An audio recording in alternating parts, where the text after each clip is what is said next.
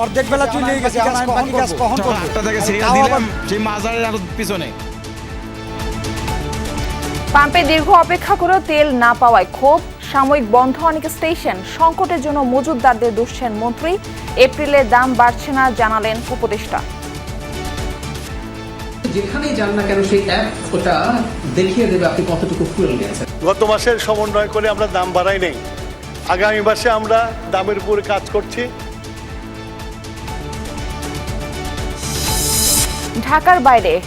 ঢাকার বাইরে থেকে হাম আক্রান্তদের রাজধানীমুখী চাপ, উপসর্গ নিয়ে 2 জেলায় আরও 4 শিশু মৃত্যু, 30 উপজেলায় চলছে বিশেষ টিকাদান। জুলাই হত্যা মামলায় গ্রেফতার সাবেক স্পিকার ডক্টর শিরিন শারমিন চৌধুরীকে নেওয়া হয়েছে আদালতে, চাওয়া হতে পারে রিমান্ড। সংবিধান সংস্কারে 11 দলের নতুন ধারাবাহিক কর্মসূচির ঘোষণা, গণভোট উপেক্ষা করে জাতিকে হতবাক ও হতাশ করার অভিযোগ বিএনপির বিরুদ্ধে। যুক্তরাষ্ট্রের অস্থায়ী যুদ্ধবিরতির প্রস্তাব প্রত্যাখ্যান করে 10 দফা পাল্টা শর্ত ইরানের। হরমুজ প্রণালীতে জাহাজ প্রতি $20 লাখ টোল চায় তেহরান। চাঁদের উল্টো দিকে গিয়ে পৃথিবী থেকে সবচেয়ে দূরে যাওয়ার রেকর্ড গড়ল অরিয়ন স্পেসক্রাফট। প্রায় 40 মিনিট যোগাযোগ বন্ধ থাকার পর পুনরায় সংযোগ স্থাপন করে মহাকাশযানটি।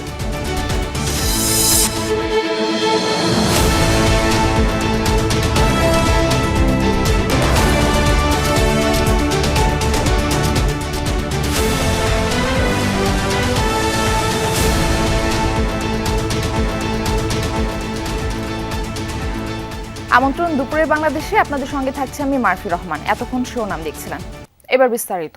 কাটছিল না জ্বালানি তেলের সংকট, পাম্পগুলোতে আজও যানবাহনের দীর্ঘ সারি। 2 থেকে 3 লিটার তেল নিতে অপেক্ষা করতে হয় কয়েক ঘন্টা। অনেক ফিলিং স্টেশনেই বেশিরভাগ সময় টানানো থাকছে অকটেন নেই লেখা সাইনবোর্ড। রাজধানীর বেশিরভাগ পাম্পে গাড়ির জন্য 2000 আর মোটরসাইকেলের জন্য 3 থেকে 500 টাকার বেশি তেল দেয়া হচ্ছে না। পাম্প মালিকরা বলছেন ডিপো থেকেই আগের তুলনায় কম তেল সরবরাহ করা হচ্ছে। তারা বলছেন সংকটের আসল কারণ প্যানিক বাইং। আগে যে বাইকার 200 টাকার তেল নিতেন, এখন সুযোগ পেলে তিনিও 1000 টাকার তেল কিনছেন। এই কারণেই আরও প্রকট হচ্ছে জ্বালানি তেলের সংকট।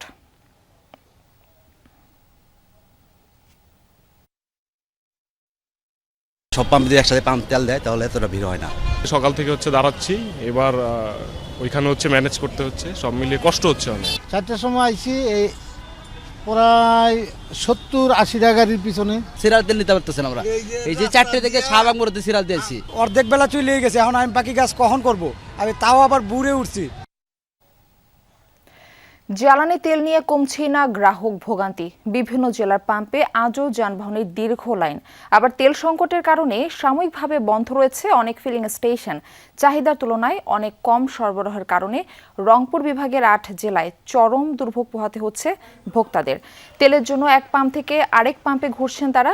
যেসব ফিলিং স্টেশনে জ্বালানি তেল মিলছে সেখানে বিক্রি হচ্ছে রেশনিং পদ্ধতিতে। পেট্রোল আর অকটেনের সংকটই বেশি। চট্টগ্রাম, রাজশাহী, ময়মনসিংহ ও খুলনা বিভাগের পাম্পগুলোতে তেলের জন্য অধীর অপেক্ষা গ্রাহকদের, বিশেষ করে বাইকারদের ভিড়ই বেশি। ঘন্টার পর ঘন্টা অপেক্ষা করেও তেল না পেয়ে খালি হাতে ফিরতে হচ্ছে অনেককে। পাম্প মালিকরা বলছেন ডিপো ও ডিলার থেকে যে পরিমাণ তেল মিলছে তা কয়েক ঘন্টার মধ্যে ফুরিয়ে যাচ্ছে, ফলে কমছে না গ্রাহক ভোগান্তি। সকাল 8টা থেকে সিরিয়াল দিলাম সেই মাজারের আরো পিছনে, এখন ওখান থেকে এই পর্যন্ত আসলাম, আসার পরে এখন তেল শেষ। যদি গাড়ির তেল না পাই তাহলে তো আমি যেতে পারবো না ভাই। আমার গাড়ি ঢাকায় নিয়ে যাওয়া লাগবো, না হলে গাড়ি কোথাও ফেলা ধুয়ে যাওয়া লাগবো। এছাড়া আমার কোনো বিপরীত উপায় নাই। ডিপোতে তেল আছে, প্রচুর তেল আছে, কোম্পানি দিচ্ছে না। কোম্পানি যদি দিলে হয়, আমাদের এক গাড়ি ডিজেল, এক গাড়ি পেট্রোল, এক গাড়ি অক্টেন যদি দিত তাহলে আমার ধার কি বেচাইতাম। তেলের সংকটের বিষয়ে জানাতে আমাদের সঙ্গে যুক্ত হচ্ছেন খুলনা থেকে সহকর্মী প্রবীর বিশ্বাস। প্রবীর বিশ্বাস, পাম্পের কি অবস্থা দেখছেন? গ্রাহকরা তেল পাচ্ছেন কিনা? সরকার থেকে তো বলা হচ্ছে পর্যাপ্ত তেল রয়েছে, কিন্তু গ্রাহকরা আবার পাম্পে গেলে ঠিকমতো তেল পাচ্ছে না। এর কারণটা কি আসলে প্যানিক বাইং কিনা, এ বিষয়ে একটু জানাবেন। আমি যদি বর্তমান পরিস্থিতিটা আপনাকে দেখাই বারপি, যে পাম্পে আমরা রয়েছি সেই পাম্পে মোটরসাইকেলের দীর্ঘ লাইন। তা যদি বলা হয় যে পর্যাপ্ত তেল রয়েছে, পর্যাপ্ত তেল সরবরাহ করা হচ্ছে, তাহলে মানুষের কেন এত ভিড় থাকবে? এই পাম্পে রেশনিং পদ্ধতিতে তেল দেওয়া হচ্ছে। মোটরসাইকেলগুলোতে 300 টাকার এবং প্রাইভেট কারগুলোতে 1000 টাকা। তাহলে বিষয়টা এমন দাঁড়াচ্ছে যে মোটরসাইকেল যদি আজকে 300 টাকার তেল সে নিয়ে থাকে, কাল পরশু বা একদিনের মধ্যে তার কিন্তু তেল শেষ হয়ে যাচ্ছে। অনেকের কিন্তু দিনের দিনও তেল শেষ হয়ে যাচ্ছে। সে কারণে তাকে আবার নতুন লাইন দিতে হচ্ছে সেই দিন, তার পরের দিন অথবা একদিন পর। এমন পরিস্থিতিতে আসলে তেল সংকট মোকাবেলা করা সম্ভব নয় বলে গ্রাহক যারা রয়েছে তারা দাঁড়িয়েছে। আজকে এই পাম্পে 2000 লিটার পেট্রোল, 2000 লিটার অকটেন তারা ডিপো থেকে উত্তোলন করেছিল। সকাল থেকে প্রথমে অকটেন সরবরাহ করেছে, যেটি আধা ঘন্টা আগে শেষ হয়েছে। এখন শুধুমাত্র পেট্রোল দিচ্ছে। এছাড়া 2000 লিটার ডিজেল পেয়েছিল। যে সমস্ত মেশিনারিজ দ্রব্য চলে, জেনারেটর সহ শেষ মৌসুমে দেখতে পাচ্ছেন তাদেরও একটা দীর্ঘ লাইন রয়েছে, বিভিন্ন ধরনের জারিকান হাতে করে, এবং দীর্ঘ সময় ধরে এই রোদের মধ্যে তারা দাঁড়িয়ে আছে। সেজন্য যদি বলা হয় পর্যাপ্ত তেল দেওয়া হচ্ছে, তাহলে মানুষ কেন তেল পাচ্ছে না? অপরদিকে আরও একটা জিনিস বলি, এই পাম্পে কিন্তু প্রতিদিন এর আগেও স্বাভাবিক সময়ে 2000 লিটার পেট্রোল, 2000 লিটার অকটেন বিতরণ করত। তাহলে এখন কেন কম পড়ছে? তাহলে এই তেলটা কারা নিচ্ছে, তেলটা কোথায় যাচ্ছে, সেটিও কিন্তু প্রশ্ন। আগে যখন তেল উত্তোলন করতো, এই সমপরিমাণ তেল সকাল থেকে পরদিন সকাল পর্যন্ত তারা বিতরণ করত, এবং পরদিন আবার তেল উত্তোলন করে তারা বিতরণ করত। কিন্তু এখন 3 থেকে 4 ঘন্টার মধ্যে এই তেল শেষ হয়ে যাচ্ছে। আবার সেই দীর্ঘ লাইন, না পাওয়ার অসন্তোষ, তেল নিয়ে নানান ধরনের সীমাবদ্ধতা, প্রতিবন্ধকতা, নানান ধরনের একে অপরের প্রতি ঝামেলা জড়িয়ে পড়ছে। অপরদিকে আমাদের উল্টো দিকে যে পাম্পটা রয়েছে, সিটি কর্পোরেশনের পাম্প, সেই পাম্পে কিন্তু তারা এখনও পর্যন্ত তেল উত্তোলন করতে পারেনি। আমাদের ঠিক সামনের পাম্পটি বন্ধ রয়েছে, সকাল থেকে দেখেছি। অর্থাৎ সব পাম্প কিন্তু তাদের চাহিদা মতো ডিজেল, পেট্রোল, অকটেন পাচ্ছে না। সে কারণেই কিন্তু এই সংকট। বিষয়টি সরকারকে আরও বেশি নজরদারি দিতে হবে বলে সংশ্লিষ্ট সকলেই বলেছে। মার্কি। প্রবীর বিশ্বাস, আপনাকে ধন্যবাদ আমাদের সঙ্গে যুক্ত হবার জন্য। রাজধানীর বাইরে থেকে আমাদের আরেক সহকর্মী যুক্ত হচ্ছেন, তিনি যুক্ত হচ্ছেন ফেনী থেকে আরিফুর রহমান। আরিফ, এই যে ফিলিং স্টেশনগুলোতে মাঝে মাঝে দেখা যাচ্ছে তেল নেই লেখা একটা সাইনবোর্ড টানানো, এর কারণটা আসলে কি? তারা ডিলারদের থেকে কি তারা ঠিকমতো তেল পাচ্ছেন কিনা, এই বিষয়টা একটু জানাবেন। মারফি, আমি আছি ফেনী শহরের একটি পেট্রোল পাম্পে। এখানকার যে চিত্র, সে চিত্রটি হচ্ছে যে বাকি যে 27টি পেট্রোল পাম্প রয়েছে সেটিরও একই অবস্থা।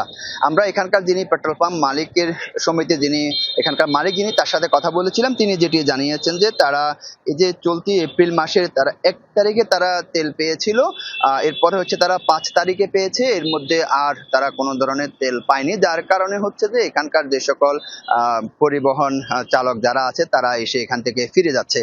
দেখতে পাচ্ছেন যে বাইকার চালক এখানে অপেক্ষা করছে।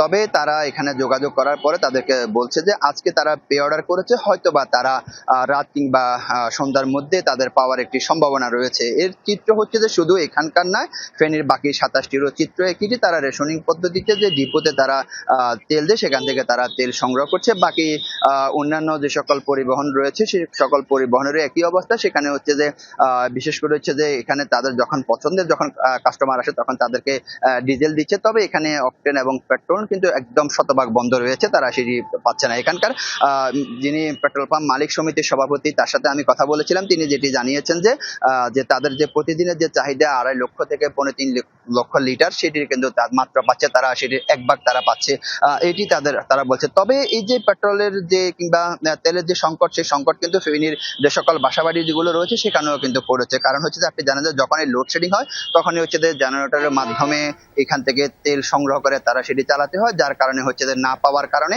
বাসাবাড়িতে এক ধরনের ভোগান্তি শুরু হয়েছে। মারফি, সংশ্লিষ্ট কর্তৃপক্ষের নজরদারি আরো বেশি প্রয়োজন। আপনাকে ধন্যবাদ আমাদের সঙ্গে যুক্ত হওয়ার জন্য। এদিকে দেশে জ্বালানি তেলের পর্যাপ্ত মজুদ রয়েছে জানিয়েছেন বিদ্যুৎ ও জ্বালানি মন্ত্রী ইকবাল হাসান মাহমুদ। সংসদে তিনি বলেন, দেশে এখন ডিজেল, পেট্রোল আর অকটেন আছে 1,91,000 টনেরও বেশি। এই মাসে আসছে আরও 2 লাখ টন জ্বালানি। অসাধু ব্যবসায়ী কর্তৃক জ্বালানি মজুত করে কৃত্রিম সংকট সৃষ্টি প্রসঙ্গে জরুরি জনগুরুত্বপূর্ণ বিষয়ে মন্ত্রীর মনোযোগ আকর্ষণ করলে এই তথ্য দেন তিনি। জানান, এখন পর্যন্ত অবৈধ মজুতদারদের কাছ থেকে 40,48,000 লিটার জ্বালানি উদ্ধার করা হয়েছে। বলেন, ডিজেল আছে 1,64,644 মেট্রিক টন। 30 এপ্রিলের মধ্যে আরও 1,38,000 টন আসবে। এছাড়া দেশে অকটেন আছে 10,400 টন। এপ্রিলের মধ্যে আসবে আরও 71,000 টন। আর পেট্রোল আছে 16,000 টন। 36,000 টন পেট্রোল আসবে এ মাসেই। আপনি এই বিষয়ে একটি প্রশ্ন করতে পারেন। ডিজেল 3,33,000। দেশে সব ধরনের তেলের স্বাভাবিক সরবরাহ অব্যাহত রেখেছে। শুধু তাই নয়, বর্তমানে আমাদের জ্বালানি তেলের পর্যাপ্ত মজুদ রয়েছে। আমরা প্রতি মাসে দামের সমন্বয় করি। গত মাসের সমন্বয় করে আমরা দাম বাড়াই নাই। আগামী মাসে আমরা দামের উপরে কাজ করছি। কাজ করে যদি সমন্বয় করে দেখা যায় যে দাম বৃদ্ধি করা এখনই প্রয়োজন, তাহলে আমরা ইনশাল্লাহ আমরা আলোচনা করে ক্যাবিনেটে নিয়ে তারপরে মূল্য বৃদ্ধি করার চিন্তা করব। এপ্রিলে জ্বালানির দাম বাড়ছে না, তবে পরবর্তীতে পরিস্থিতি আরও খারাপ হলে দাম সমন্বয়ের কথা চিন্তা করা হবে। সকালে সচিবালয় ব্রিফিংয়ে এসব তথ্য জানান প্রধানমন্ত্রীর তথ্য ও সম্প্রচার মন্ত্রণালয় বিষয়ক উপদেষ্টা ডাক্তার জাহিদ উর রহমান। তিনি বলেন, বৈশ্বিক পরিস্থিতিতে দেশে সরবরাহজনিত কিছুটা সমস্যা রয়েছে। পরিস্থিতি ঘোলাটে করতে অবৈধ মজুদ, পাচারসহ নানা অসৎ উপায় অবলম্বন করছে কেউ কেউ। ডাক্তার জাহিদ উর রহমান আরও বলেন, আগের সরকারের গাফিলতির কারণে হামের টিকার সংকট শুরু হয়েছে। সারা দেশে ৩রা মে থেকে হামের টিকা দেওয়া শুরু হবে। জানান, কৃষক কার্ডের জন্য ১,১৫০ কোটি টাকা বাজেট বরাদ্দ হয়েছে। তিনি বলেন, দুদক পুনর্গঠিত হওয়ার পর শুধু অন্তর্বর্তী সরকারের সময়ের দুর্নীতি নয়, বর্তমান সরকারের সময়েও কোনো দুর্নীতি হলে তারও তদন্ত হবে।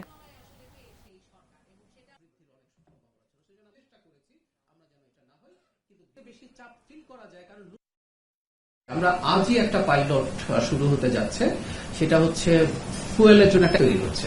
মানে ওই অ্যাপ ছাড়া কেউ ফুয়েল দিতে পারবেন না। তখন আপনি যেখানেই যান না কেন সেই অ্যাপ ওটা দেখিয়ে দেবে আপনি কতটুকু ফুয়েল নিয়েছেন। প্রত্যেকটা ভেহিক্যালের জন্য, প্রত্যেকের জন্য একটা নির্দিষ্ট পরিমাণ ফুয়েল বরাদ্দ থাকবে, তার যতটা প্রয়োজন হয়। সো আমি আপনার প্রশ্নের জবাব হচ্ছে এটা, যে মানুষ কতটা প্যানিক বাইং করছে বা স্টক নিয়ে আবার রেখে দিচ্ছে, সেটা আমরা খুব অল্প সময়ের মধ্যে জেনে যাব। হামের উপসর্গ নিয়ে গত ২৪ ঘন্টায় রাজশাহীতে ৩ ও ময়মনসিংহে ১ শিশুর মৃত্যু হয়েছে। রাজশাহী মেডিকেল কলেজ হাসপাতাল কর্তৃপক্ষ জানায়, গত ২৪ ঘন্টায় হামের উপসর্গ নিয়ে চিকিৎসাধীন অবস্থায় মারা গেছে ১ শিশু।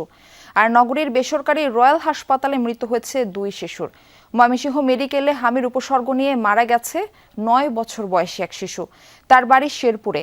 রাজশাহী ও ময়মনসিংহ বিভাগ ছাড়াও বরিশাল, চাঁদপুর, শরীয়তপুর সহ বিভিন্ন জেলায় হাম আক্রান্তের সংখ্যা বেড়েই চলেছে। এদিকে তৃতীয় দিনের মতো দেশের ১৮ জেলার ৩০ উপজেলায় চলছে হামের বিশেষ টিকাদান কর্মসূচি। টিকা পাচ্ছে ৬ মাস থেকে ৫৯ মাস বয়সী শিশুরা। সরকারের এই কার্যক্রম চলবে আগামী ৩ সপ্তাহ। এছাড়া যে শিশুরা এরই মধ্যে হামে আক্রান্ত, তাদের ভিটামিন এ ক্যাপসুল খাওয়ানো হচ্ছে। আগামী ৩রা মে থেকে দেশজুড়ে হামের টিকাদান কর্মসূচি শুরু হবে বলে জানানো হয়েছে। হামের কারণে আপনার পাতলা পায়খানা, তারপরে গা জ্বর, কাশি সমস্যা হচ্ছে। এত আমের জ্বর ১০৩, ১০৪, ১০২ এর মধ্যে থাকে। বাচ্চাকে সচেতনতার সহিত আপনি বাড়িতে রাখুন, পরিষ্কার পরিচ্ছন্ন রাখুন। বিশেষ কোনো প্রয়োজন ছাড়া বাইরে না নিয়ে আসাটাই জরুরি বলে আমরা মনে করছি। দেশের হামের পরিস্থিতি নিয়ে আমরা বিস্তারিত জানার চেষ্টা করব। নোয়াখালী থেকে আমাদের সঙ্গে যুক্ত হচ্ছেন সহকর্মী মোতাসির বিল্লাহ সবুজ। সবুজ, প্রতিদিনই আক্রান্ত হচ্ছে এবং প্রতিদিনই কিন্তু শিশু মৃত্যু হচ্ছে, এর কারণটা আসলে কি? চিকিৎসকরা কি বলছেন এই বিষয়ে? আসলে আমি এখন আছি নোয়াখালী সদর হাসপাতালে, যেখানে হাম আক্রান্ত রোগীদের জন্য একটা আইসোলেশন ওয়ার্ড রয়েছে। আমি এখন সেই ওয়ার্ডে রয়েছি। আর আসলে এখানে প্রতিদিনই হাম আক্রান্ত শিশুর সংখ্যা বাড়ছে। আর ডাক্তাররা যেটি বলছেন যে আসলে মাঝখানে যে ১.৫ বছর টিকাদান কর্মসূচি বন্ধ ছিল, এছাড়া টিকার যে সাপ্লাইয়ের ঘাটতি সেটিও ছিল। এছাড়া আসলে নোয়াখালীর যে বিচ্ছিন্ন চরাঞ্চলগুলো রয়েছে, সেখানে আসলে মানুষের অসাবধানতা, অসচেতনতা, অভিভাবকদের আসলে অসচেতনতার নানা কারণে আসলে আবার ডাক্তাররা, তারা যারা টিকাদান কর্মসূচিতে রয়েছেন, যেসব স্বাস্থ্যকর্মী, তারা আসলে ধর্মঘট ডেকেছেন তাদের নানা দাবির বিষয়। আসলে নানা কারণে একটি গ্যাপ, একটা শূন্যতা ছিল, বা যে এই সুযোগে অনেক শিশু টিকাদান থেকে বঞ্চিত ছিল। আসলে এ কারণে এখন হঠাৎ করে আসলে শিশু আক্রান্ত সংখ্যা বেড়েছে। তবে আসলে নোয়াখালী যে সদর হাসপাতালে কি পরিমাণ প্রতিদিন রোগী বাড়ছে, সেটা যদি আমি একটি পরিসংখ্যান দিই, আজকে বিকেল নাগাদ হয়তো বা আজকের পরিসংখ্যান আমরা জানতে পারবো। কিন্তু গতকালে 14 জন নতুন করে রোগী ভর্তি হয়েছে, এর আগের দিন 11 জন, এর আগের দিন 8 জন, অর্থাৎ প্রতিদিনই রোগীর সংখ্যা বাড়ছে। এবং এখানকার যে চিকিৎসক রয়েছেন তারা বলছেন যে আসলে সারা দেশে যে বিশেষ টিকাদান কর্মসূচি চলছে, অর্থাৎ 18টি জেলার 31টি উপজেলা, আসলে নোয়াখালী তো সেটির আওতায় আনা দরকার, কেননা এখানে যে প্রাদুর্ভাব দিন দিন বাড়ছে, না হলে এখানে আসলে ঠেকানো মুশকিল হয়ে পড়বে ডাক্তারদের চিকিৎসা দানের ক্ষেত্রে। আর এখানে আসলে প্রথমে যে শিশুরা হামের উপসর্গ নিয়ে আসেন তাদেরকে শিশু ওয়ার্ডে ভর্তি করা হয়, এরপরে অবস্থা ভেদে তাদের পরীক্ষা নিরীক্ষা করে তাদের ডায়রিয়া ওয়ার্ড, নিউমোনিয়া ওয়ার্ড এবং এরপরে এখন যে আইসোলেশন ওয়ার্ডটি দামে রয়েছে আসলে এখানে ভর্তি করা হয়। তো এখানে আসলে মোট 19 জন শিশুর আসলে ভর্তির বা চিকিৎসা নেওয়ার ক্যাপাসিটি রয়েছে। এখানে আমি একজন রোগীর সাথে আমি কথা বলে যে আসলে আপনার শিশুকে কি উপসর্গ নিয়ে ভর্তি করেছেন, কি অবস্থা এখন আছে মোটামুটি আলহামদুলিল্লাহ, আগের থেকে একটু সুস্থ আছে। কি সমস্যা নিয়ে ভর্তি করেছেন?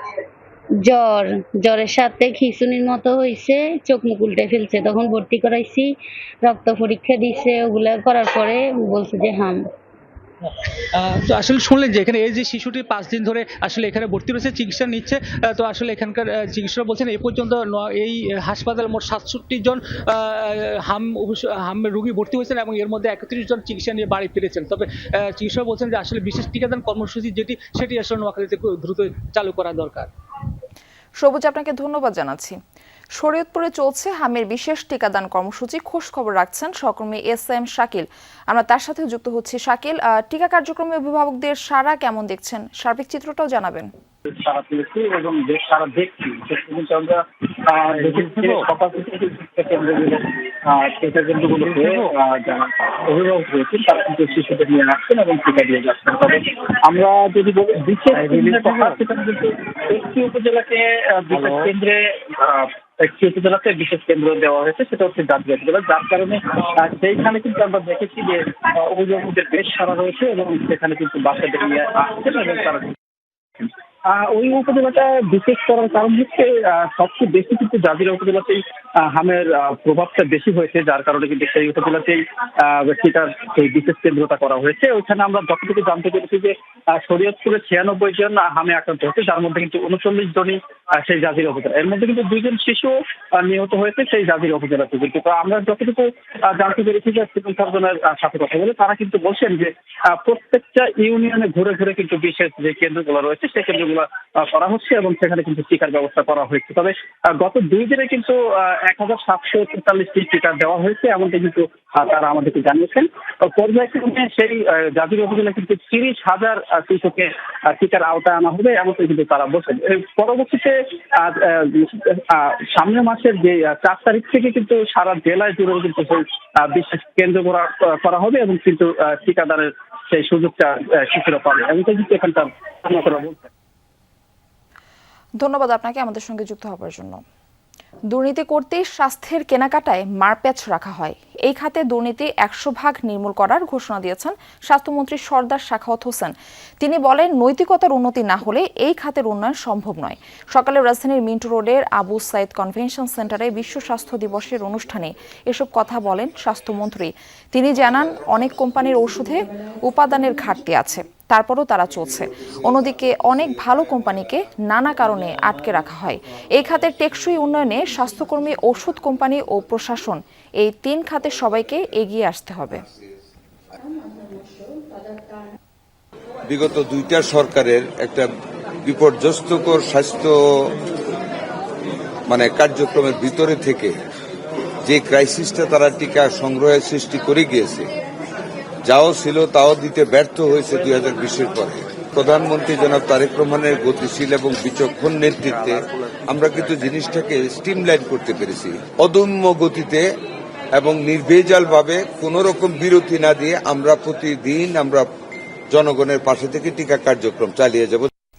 জুলাই আন্দোলনে লালবাগ থানায় দায়ের করা হত্যা মামলায় গ্রেফতার সাবেক স্পিকার ও আওয়ামী লীগ নেত্রী শিরিন শারমিন চৌধুরীকে আদালতে নেওয়া হয়েছে। বর্তমানে তিনি আদালতের হাজতখানায় আছেন। তার রিমান্ড চাইতে পারে পুলিশ। এর আগে ভোরে রাজধানীর ধানমন্ডি এলাকার নিজ বাড়ি থেকে তাকে আটক করা হয়।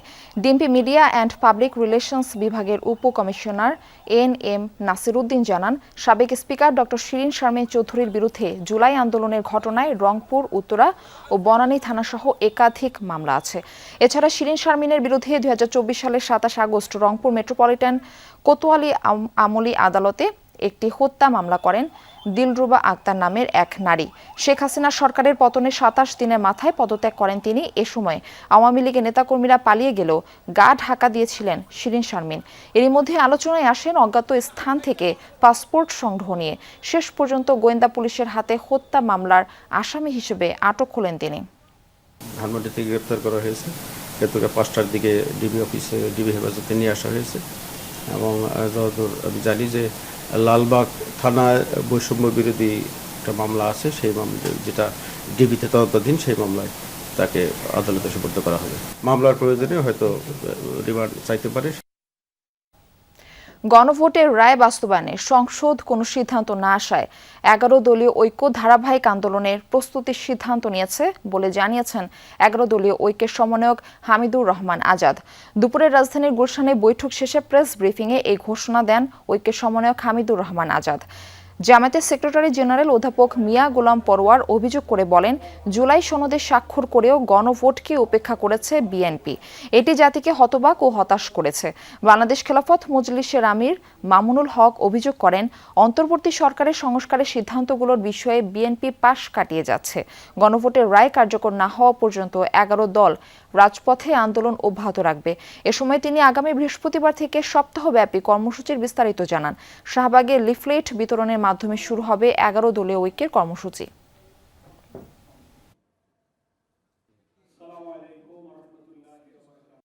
আগামী 9 এপ্রিল রাজধানীর শাহবাগে বিকাল 5টায় 11 দলীয় ঐক্যের কেন্দ্রীয় নেতৃবৃন্দ লিফলেট বিতরণ কর্মসূচির উদ্বোধন করবেন। 5 কোটি লোক হাতে ভোট দিয়ে জয়যুক্ত করেছে 5 কোটি মানুষ।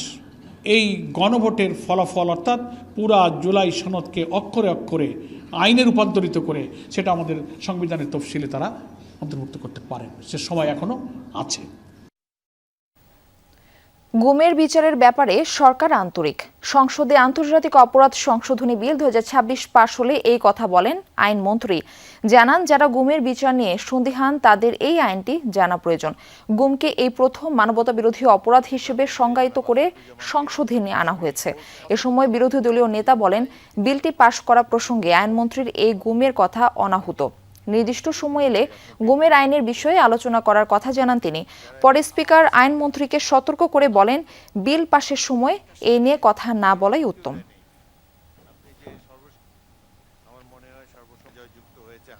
যারা গুমের আইন নিয়ে আমরা গুম চাচ্ছি না, গুমের বিচার চাচ্ছি না বলছেন, তাদের জন্য বলছি এই আইনটা ভালো করে পড়ে দেখবেন।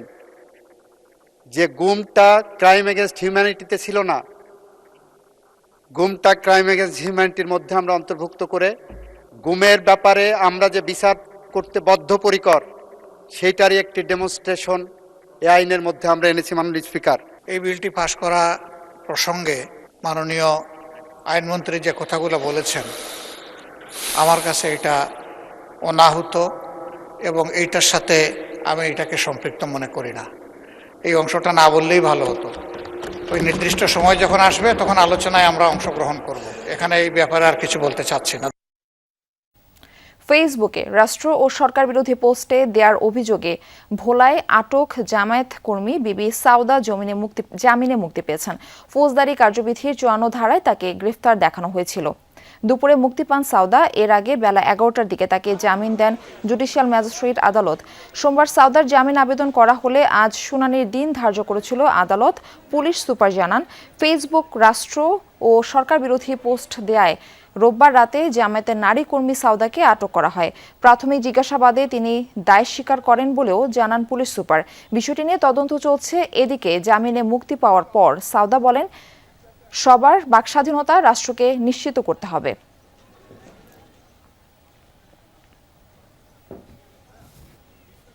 অসুস্থ বাচ্চাকে রেখে আমার 2টা রাত জেলখানায় কাটাতে হয়েছে। অবর্ণনীয় কষ্ট সহ্য করতে হয়েছে। আমাদের মত আমরা যেন তুলে ধরতে পারি, আমরা এটাই চাই, আমরা এই আশাই ব্যক্ত করি। সেই তার ফেসবুক আইডি থেকে তার স্বামীর উপস্থিতিতে সেখানে দেখা হয় যে ফেসবুক থেকে বিভিন্ন ধরনের রাষ্ট্র এবং সরকার বিরোধী পোস্ট করে এবং পরবর্তীতে আরও ব্যাপক জিজ্ঞাসাবাদের জন্য তাকে যখন নিয়ে আসা হয় তখন সে স্বীকার করে সে ফেসবুক থেকে সেই পোস্টগুলো করে। জুলাই আন্দোলনে চট্টগ্রামে ছাত্রদল নেতা ওয়াসিম সহ ৬ জনকে হত্যার অভিযোগ আমলে নিয়ে পলাতক হাসান মাহমুদ নওফেল, আজম ও নাসির সহ ১৮ জনের বিরুদ্ধে গ্রেপ্তারি পরোয়ানা জারি করেছেন ট্রাইব্যুনাল ২। সোমবার আন্তর্জাতিক অপরাধ ট্রাইব্যুনাল ২ এই আদেশ দেন। মামলায় সাবেক মন্ত্রী হাসান মাহমুদ, সাবেক এমপি ABM ফজলে করিম চৌধুরী সহ ২২ জনের বিরুদ্ধে পৃথক ৩টি অভিযোগ আমলে নেওয়া হয়। তাদের বিরুদ্ধে হত্যা, উস্কানি ও প্ররোচনার অভিযোগ আনা হয়। এর আগে গত ৫ এপ্রিল ট্রাইব্যুনালে অভিযোগ দাখিল করে প্রসিকিউশন। এই মামলায় গ্রেফতার আছেন ৪ জন।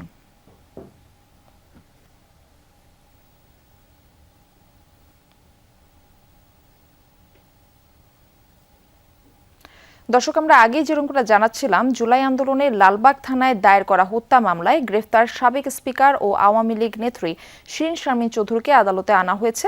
এ বিষয়ে একটু বিস্তারিত তথ্য জেনে আসতে চাই। CMM কোর্ট থেকে আমাদের সঙ্গে যুক্ত হচ্ছেন রাব্বি সিদ্দিকী। শিরিন শারমিনের রিমান্ড চাইবে কিনা পুলিশ, সেখানকার কার্যক্রম সম্পর্কে আমাদের বিস্তারিত জানাবেন। শুরুতেই বলি যে রিমান্ড আবেদন নেই। শিরিন শারমিন চৌধুরীকে জেল হাজতে আটক রাখার আবেদন করেছে পুলিশ। লালবাগ থানার মামলা, সেই মামলাটি হত্যা চেষ্টা মামলা, এবং সেই মামলায় তাকে গ্রেফতার দেখিয়ে চিফ মেট্রোপলিটন ম্যাজিস্ট্রেট আদালতে কিছুক্ষণ আগে হাজির আনা হয়েছে। তাকে এখন গারদখানায় রাখা হয়েছে এবং আমরা যতদূর জানি যে ৩টার পর আদালত বসবে এবং তখন তাকে আদালতে হাজির করা হবে। এখানে আমরা দেখেছি আসামি পক্ষের আইনজীবী আছে, রাষ্ট্রপক্ষের আইনজীবী আছে। দুই পক্ষের আইনজীবীদের বক্তব্য শুনে হয়তোবা মেট্রোপলিটন ম্যাজিস্ট্রেট কোনো একটা আদেশ দিবেন। তবে যে আবেদন করেছে আইনশৃঙ্খলা বাহিনী, এখানে আমরা দেখতে পাচ্ছি লালবাগ জোনাল টিম ডিবির তারা আবেদন করেছে আদালতের কাছে যে এই আসামি সাবেক স্পিকার শিরিন শারমিন চৌধুরীকে তাদের যে মামলা, যে হত্যা চেষ্টা মামলা, বৈষম্য বিরোধী ছাত্র আন্দোলনের সময় একজন গুলিবিদ্ধ হয় আশরাফুল নামে, সেই আশরাফুল বাদী হয়ে মামলাটি করে লালবাগ থানায়। সেই মামলাটি তদন্ত করছিল ডিবি। সেই মামলার তদন্তের স্বার্থে তাকে তদন্ত কার্যক্রম শেষ না হওয়া পর্যন্ত এই আসামি এজাহার নামী ও ৩ নম্বর আসামি সাবেক স্পিকার শিরিন শারমিন চৌধুরীকে জেল হাজতে রাখার আবেদন করা হয়েছে। এখন দেখা যাক আদালত বসলে আমরা আরও বিস্তারিত জানতে পারবো যে আদালত কি আদেশ দিলেন।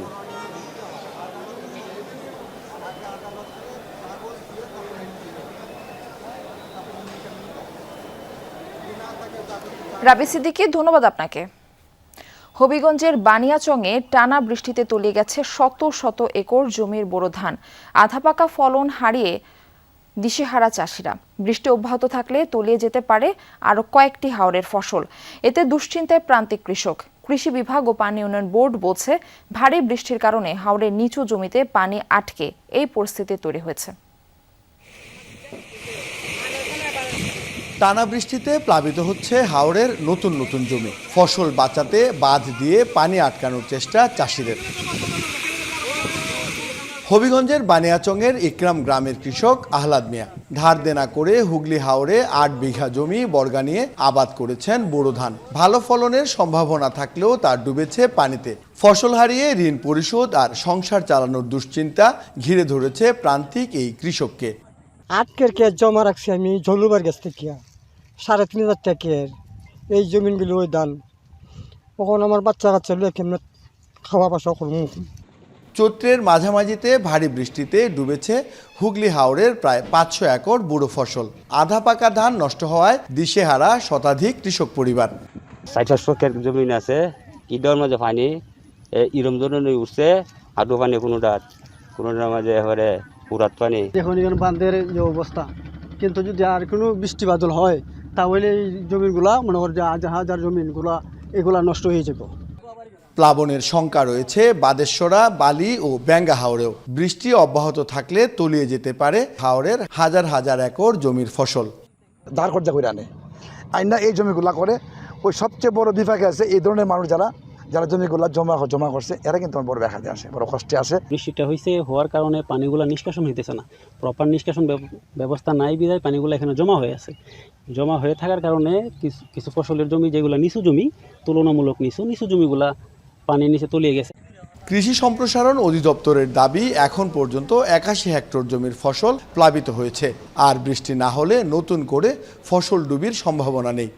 আশা করতেছি যে যদি আর কোনো বৃষ্টি না হয়, যদি পরিবেশ স্বাভাবিক থাকে, তাহলে আমার নতুন কোনো এলাকা প্লাবিত হবে না, আমাদের বোরো ধান করতে কোনো সমস্যা না। আর পানি উন্নয়ন বোর্ড বলছে এখনও ভাঙেনি কোনো বাঁধ, নদীর পানিও বিপদসীমার অনেক নিচ দিয়ে প্রবাহিত হচ্ছে। হাওরের নিচু জমিতে আটকে থাকা বৃষ্টির পানি নিষ্কাশনের কাজ চলছে বলেও জানিয়েছেন কর্মকর্তারা। হাওরের একেবারে যে মিডল পয়েন্টটা, সেটা ন্যাচারালগতভাবে মানে প্রকৃতিগতভাবেই সেটা আসলে নিচু। তো এই ক্ষেত্রে একেবারেই হাওরের মধ্যখানে নিচু পানিটা বের করতে গেলে আমাদের আসলে হাওরের সাথে সংযোগ খাল খনন করা দরকার, এবং সেই সংযোগ খালের যে জায়গা দিয়ে পানি বের হয়ে যাবে, দু একটা জায়গায় আমাদের একটু সুয়েজ গেট দরকার। চলতি মৌসুমে জেলায় প্রায় 1,24,000 হেক্টর জমিতে বুড়ো আবাদ হয়েছে। এর মধ্যে হাওরের জমি প্রায় 47,000 হেক্টর। প্রদীপ দাস সাগর, যমুনা নিউজ, হবিগঞ্জ। অন্তর্বর্তীকালীন সরকারের অন্যান্য খাতে সফলতা থাকলেও স্বাস্থ্য খাতে গাফিলতির কারণে হামী শিশুদের মৃত্যু হচ্ছে বলে মন্তব্য করেছেন প্রধানমন্ত্রীর রাজনৈতিক বিষয়ক উপদেষ্টা এবং বিএনপির সিনিয়র যুগ্ম মহাসচিব রুহুল কবির রিজভী। সকালে কেন্দ্রীয় শহীদ মিনারে বিশ্ব স্বাস্থ্য দিবস উপলক্ষে আয়োজিত বিএনপির র্যালিতে অংশ নিয়ে এমন মন্তব্য করেন তিনি। বলেন, স্বাস্থ্য খাতের অবনতি হচ্ছে। এ সময় তিনি বর্তমান নির্বাচিত সরকার, বিশেষ করে স্বাস্থ্য মন্ত্রণালয়কে গুরুত্ব দিয়ে সমস্যা সমাধানের আহ্বান জানান। হাম মোকাবেলায় সরকারকে তড়িৎ পদক্ষেপ নেওয়ার তাগাদা দেন রিজভী। বলেন, বিশ্বজুড়ে টিকা বিরোধী অপপ্রচার ও কুসংস্কার মোকাবেলা করতে হবে। স্বাস্থ্য ঝুঁকি হ্রাসে বিজ্ঞান নির্ভরতার তাগাদা দেন বিএনপির এই নেতা।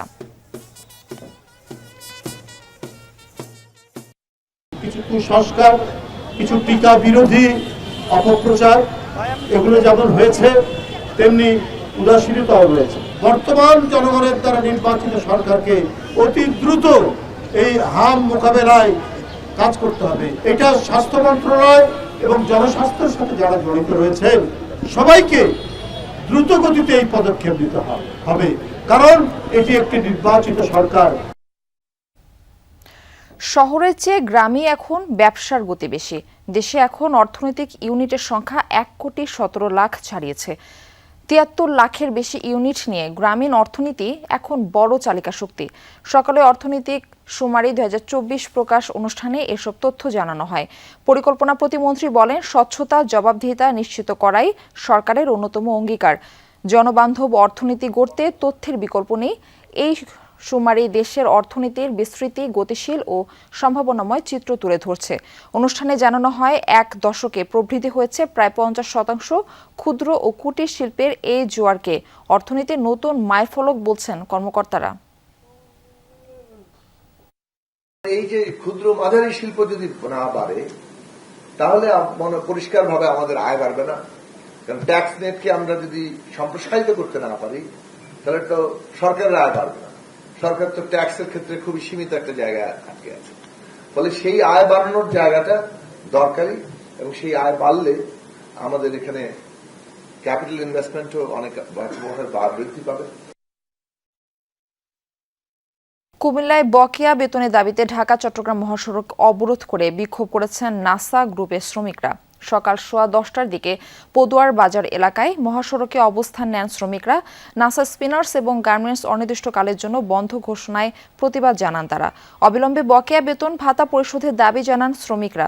মহাসড়ক অবরোধ করে রাখায় দেখা দেয় দীর্ঘ যানজট। এতে চরম ভোগান্তি পোহাতে হয় যাত্রী ও পরিবহন শ্রমিকদের। আইনশৃঙ্খলা বাহিনী তাদের মহাসড়ক থেকে সরিয়ে দিতে গেলে দেখা দেয় উত্তেজনা। ইটপাটকেল নিক্ষেপের জবাবে লাঠিচার্জ করে আইনশৃঙ্খলা বাহিনীর সদস্যরা। প্রায় 1 ঘন্টা বন্ধ থাকার পর মহাসড়কে যান চলাচল শুরু হয়।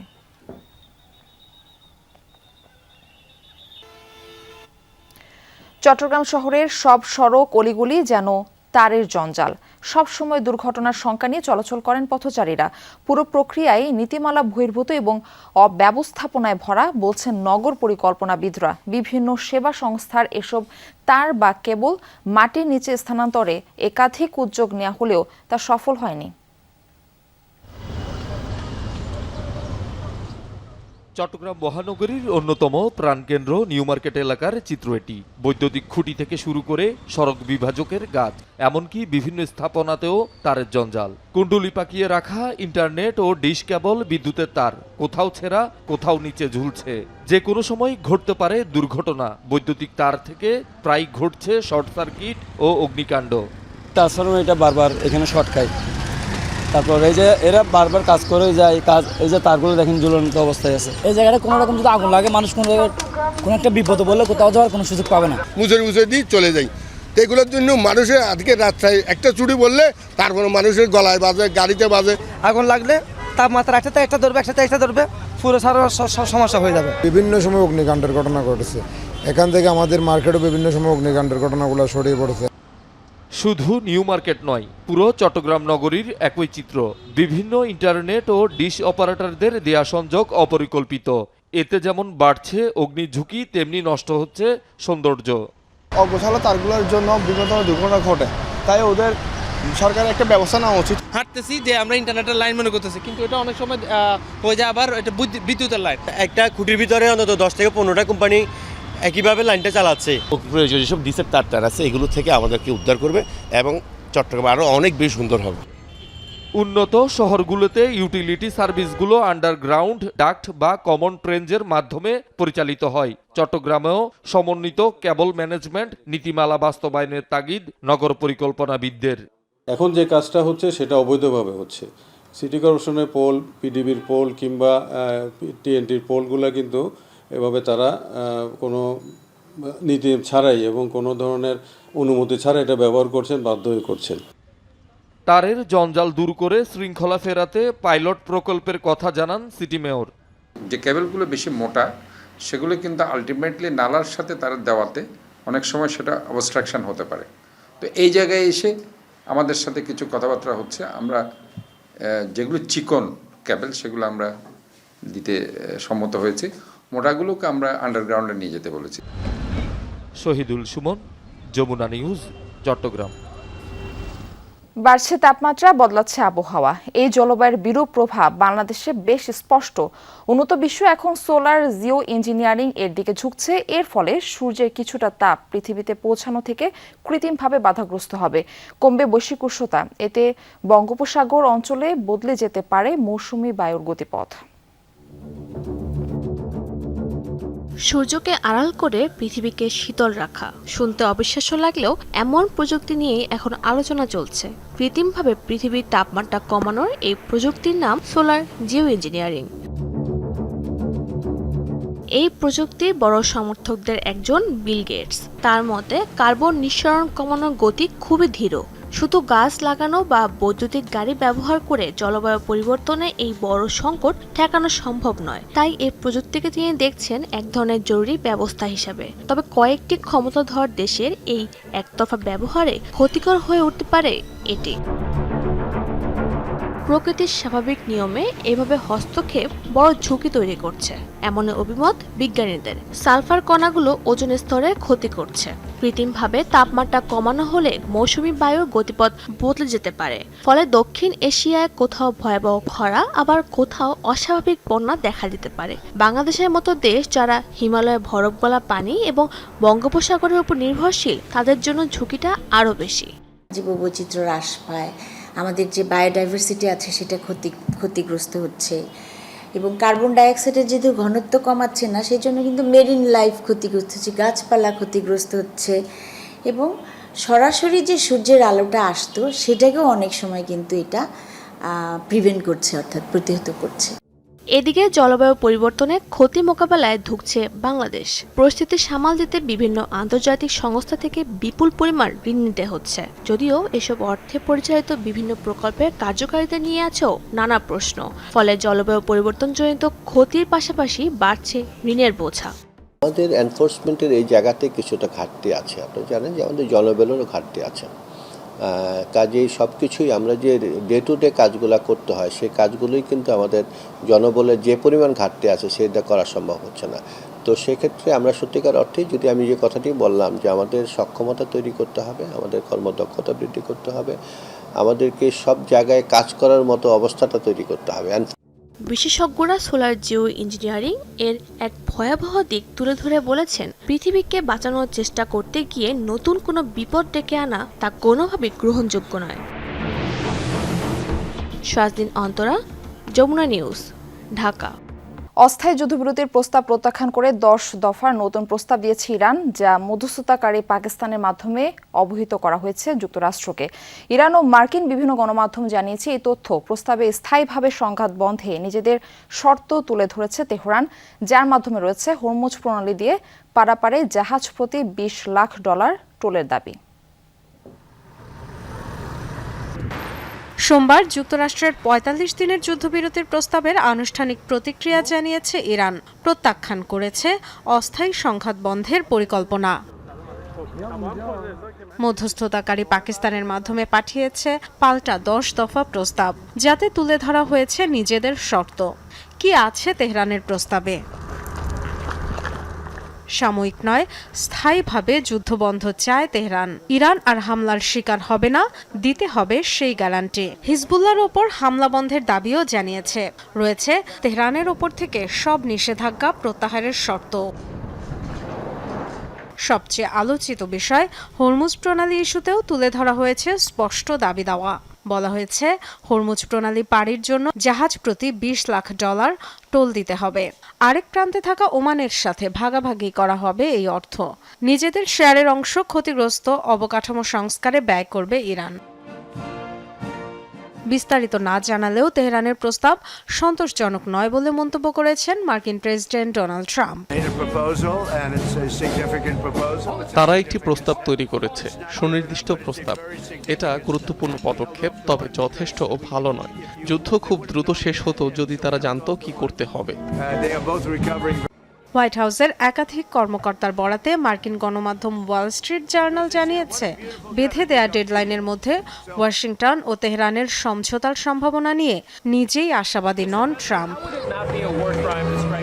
ডরথি তাস্টিন, যমুনা নিউজ। পশ্চিমবঙ্গের বিধানসভা নির্বাচনের আগে বিতর্কিত ভোটার তালিকা সংশোধন বা SIR ঘিরে চলছে তোলপাড়। ভোটের উত্তেজনার মাঝে নন্দীগ্রাম থেকে উঠে এসেছে বিস্ফোরক অভিযোগ। বাদ পড়া ভোটারদের 95% মুসলিম। শুধু নন্দীগ্রামই নয়, মালদা, মুর্শিদাবাদ, বসিরহাট সহ একাধিক এলাকায় গণহারে মুসলিম ভোটারদের বাদ দেওয়ার অভিযোগ উঠেছে। এই ঘটনায় পাল্টাপাল্টি দোষারোপ করছে তৃণমূল কংগ্রেস ও ভারতীয় জনতা পার্টি BJP। নির্বাচন সামনে রেখে পশ্চিমবঙ্গ জুড়ে রাজনৈতিক ডামাডোল, নির্বাচনী প্রচারণা আর উত্তেজনার মাঝে সামনে এসেছে এক চাঞ্চল্যকর পরিসংখ্যান। নন্দীগ্রামের ভোটার তালিকা থেকে নাম বাদ পড়া ভোটারদের 95%ই মুসলিম। নির্বাচন কমিশনের দেয়া তথ্য বিশ্লেষণ করে গবেষণা প্রতিষ্ঠান সাবার ইনস্টিটিউট প্রকাশ করেছে এই তথ্য। 2026 সালে পশ্চিমবঙ্গ বিধানসভা নির্বাচনের আগে ভোটার তালিকা সংশোধন করা হয়েছে, যেখানে কয়েক ধাপে বাদ দেওয়া হয়েছে প্রায় 91 লাখ বাসিন্দার নাম। সবশেষ ধাপে প্রকাশিত সাপ্লিমেন্টারি লিস্ট থেকে সবচেয়ে বেশি নাম বাদ পড়েছে মুসলিমদের। শুধু নন্দীগ্রাম নয়, মালদা, মুর্শিদাবাদ, বসিরহাট সহ বেশ কিছু এলাকাতে উঠেছে একই অভিযোগ। বাদ পড়া ভোটাররা বলছেন, প্রয়োজনীয় কাগজপত্র জমা দেওয়ার পরও তালিকা থেকে নাম কাটা পড়েছে। রাজ্য জুড়ে তাই তীব্র অসন্তোষ। আপিলের সুযোগ থাকলেও সময় বেশ সীমিত। সম্পূর্ণ চক্রান্ত। আমি তো ভাবছি আলাদা কাগজপত্র কোনো ভুল কিছু নেই। ভুল একটা সাথে মুসলিমের ভুল নাম বাদ দিয়েছে। ভুল একটাই কাগজপত্রের সমস্যা, মুসলিমের নাম বাদ দিয়েছে। ওরা সম্পূর্ণ অবৈধ চক্রান্ত। 118 নম্বর বুথে 107 জন বাদ গিয়েছে, তার মধ্যে 100 জন মুসলিম, 7 জন হিন্দু। পাশে আরেকটা বুথে 42 জন বাদ গিয়েছে, তাতে 40 জন মুসলিম, 2 জন হিন্দু। তাহলে এগুলো তো দেখে তো বেশি অংশ মুসলিমরা বাদ দেওয়া হয়েছে। তালিকা থেকে বাদ পড়ার সুনির্দিষ্ট কারণও জানানো হয়নি, তাই মুসলিমদের উদ্দেশ্য প্রণোদিতভাবে বাদ দেওয়া হয়েছে কিনা তা নিয়ে চলছে আলোচনা সমালোচনা। আমাদের সব কাগজপত্র আছে, তারপরেও ডিলেট হয়ে গেছে। কি করে ডিলেট হয়ে গেছে আমাদের তো একটা প্রমাণ দেবে যে এই কারণে ডিলেট হয়ে গেছে, তাহলে আমরা বুঝতে পারবো। আমরা তো বুঝতেই পারছি না যে কি কারণে ডিলেট হয়ে গেছে। পশ্চিমবঙ্গের মোট জনসংখ্যার প্রায় 27%ই মুসলিম। ফলে এই ভোট ব্যাংকই নির্ধারণ করতে পারে নির্বাচনের ফলাফল। NRC সহ বিভিন্ন ইস্যুর কারণে রাজ্যের মুসলিম ভোটারদের বড় অংশ তৃণমূল কংগ্রেসের দিকে ঝোঁকেন বলে রাজনৈতিক বিশ্লেষকদের ধারণা। তৃণমূলের অভিযোগ, নতুন এই ভোটার তালিকা বিজেপির কারসাজির ফল। এ নিয়ে তুমুল উত্তেজনা বিরাজ করছে দুই প্রধান রাজনৈতিক শক্তির মধ্যে। অস্মিতা বিশ্বাস, যমুনা নিউজ। নতুন ইতিহাস গড়ল মানব সভ্যতা। মহাকাশে পৃথিবী থেকে সবচেয়ে দূরত্বের পথ জয় করেছে নাসার অরিয়ন স্পেসক্রাফট। প্রথমবারের মতো চাঁদের উল্টো পিঠে ভ্রমণ করেছেন আর্টেমিস 2 মিশনের 4 নভোচারী, ভেঙেছেন 1970 সালের রেকর্ড। যোগাযোগ বন্ধের শ্বাসরুদ্ধকর প্রায় 40 মিনিট পার করে পুনরায় পৃথিবীর সাথে যোগাযোগ স্থাপন করেছে মহাকাশযানটি। অতিক্রম করেছে 4,06,000 কিলোমিটারের বেশি। আগের সব রেকর্ড ভেঙে সোমবার গ্রিনিচ মান সময় 15:58 পৃথিবী থেকে সবচেয়ে দূরবর্তী স্থানে পৌঁছায় নাসার মহাকাশযান অরিয়ন। সে সময় 4 নভোচারীকে বহনকারী ক্যাপসুলটির পৃথিবী থেকে দূরত্ব ছিল প্রায় 4,06,788 কিলোমিটার। এর আগে ধরিত্রী থেকে এত দূরে ভ্রমণ করেননি কোনো মানুষ।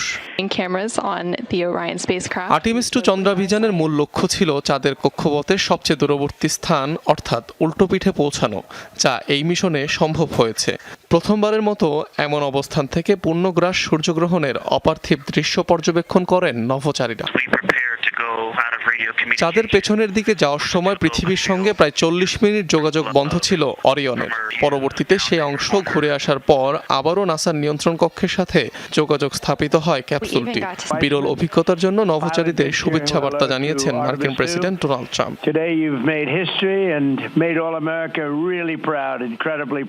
লুনার ফ্লাইবাই মিশনে নভোচারীরা চন্দ্রপৃষ্ঠের বৈশিষ্ট্য বিশ্লেষণ ও নথিভুক্ত করতে 6 ঘন্টারও বেশি সময় ব্যয় করবেন। পরে সময়ানুযায়ী গতিপথ ধরে পৃথিবীর দিকে রওনা হবে অরিয়ন। এই প্রক্রিয়ায় লেগে যাবে প্রায় 4 দিন। এর আগে শুক্রবার পৃথিবীর কক্ষপথ ছেড়ে চাঁদের দিকে যাত্রা শুরু করে নাসার মহাকাশযানটি। পূর্ব নির্ধারিত অভিযানে 6ষ্ঠ দিনে চাঁদের কক্ষপথের দূরবর্তী স্থানে পৌঁছায় স্পেসক্রাফটটি। সর্বশেষ 1970 সালের নাসার অ্যাপোলো 13 অভিযানে পৃথিবী থেকে সবচেয়ে দূরে যাওয়ার কৃতিত্ব ছিল। আর্টেমিস 2 অভিযানে অংশ নেওয়া নভোচারীরা চাঁদে অবতরণ করবেন না। মিশনের উদ্দেশ্য চাঁদে নিয়মিত যাতায়াত। 2028 সালের মধ্যে চাঁদের দুর্গম দক্ষিণ মেরুতে নভোচারী অবতরণের লক্ষ্য নির্ধারণ করেছে নাসা। অনিক রহমান, যমুনা নিউজ। এই ছিল দুপুরের বাংলাদেশে। এতক্ষণ সাথে থাকার জন্য সবাইকে ধন্যবাদ।